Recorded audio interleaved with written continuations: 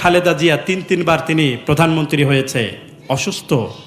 তিনি বলেছেন আপনারা কেউ সংঘাতের ভিতরে জড়াবেন না।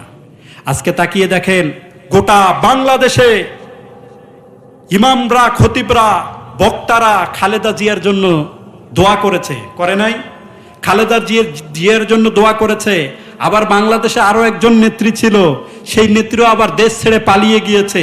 ওই নেত্রী দেশ ছেড়ে পালালো, আর এই নেত্রীর জন্য সবাই দোয়া করতেছে। তার কারণটা কি? তার কারণটা হচ্ছে এই যে খালেদা জিয়া, তিনি কিন্তু আলেমদেরকে অত্যন্ত সম্মান করতেন, আলেমদেরকে অত্যন্ত ভালোবাসতেন। আল্লামা দেলোয়ার হোসেন সাইদিকে উনি কিন্তু খুব বেশি সম্মান করতেন, যার কারণে তিনি আলেম ওলামাদেরকে সম্মান করার কারণে আল্লাহ তাআলা তার সম্মানটা বাংলাদেশের জমিনে রাখছে কি রাখছে না? আরো জোরে বলে, রাখছে কি রাখছে না? আমরা সকলে মিলে দোয়া করি আল্লাহ তাআলা তাকে সুস্থতা দান করুক। চিৎকার মেরে পড়ে না আমিন।